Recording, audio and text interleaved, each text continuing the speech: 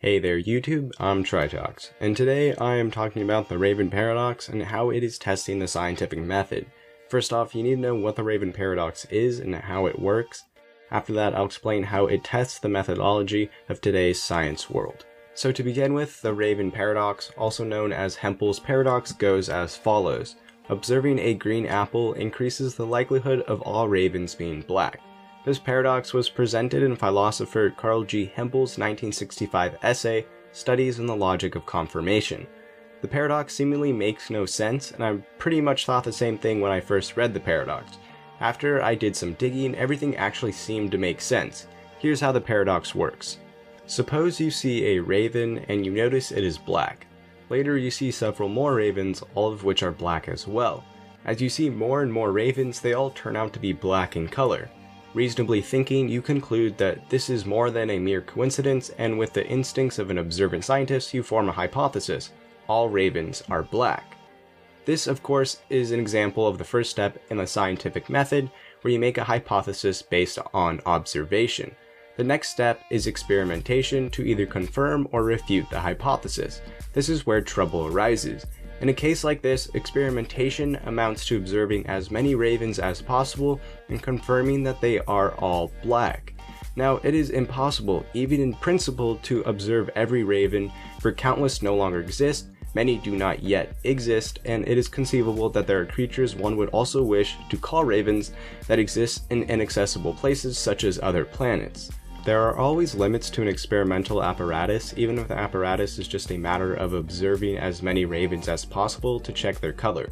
Nonetheless, we feel justified in saying that each new observation of a black raven tends to confirm the hypothesis, and in time, if no green or blue or otherwise non-black ravens are observed, our hypothesis will eventually come to have the status of a natural law.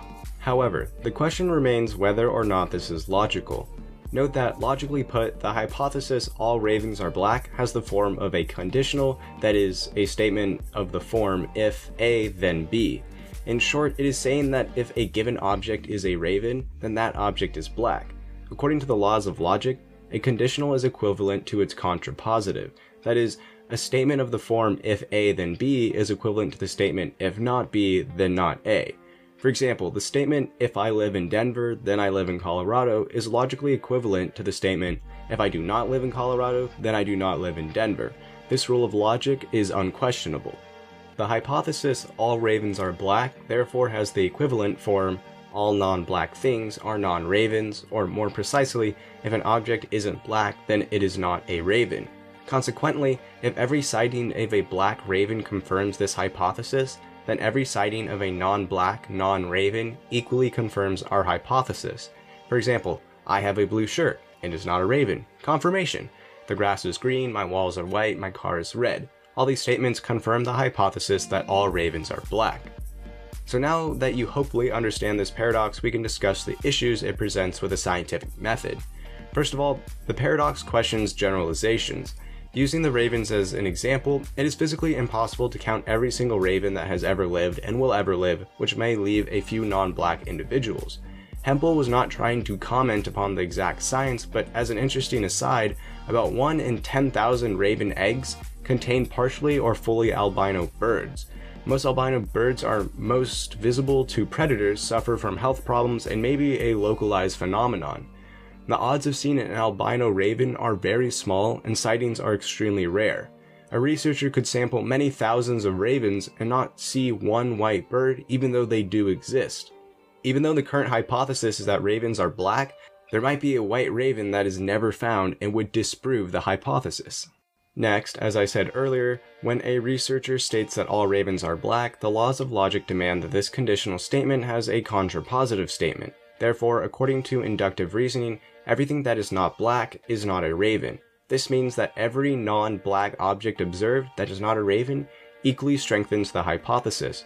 There are countless numbers of non-black objects in the universe which are not ravens.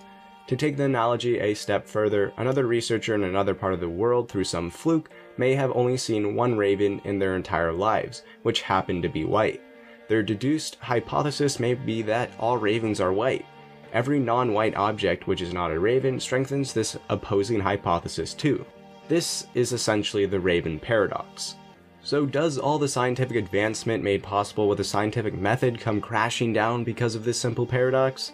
Of course not. The Raven paradox is just a useful philosophical observation that helps ensure scientists are constantly probing and testing the steps of the established scientific processes.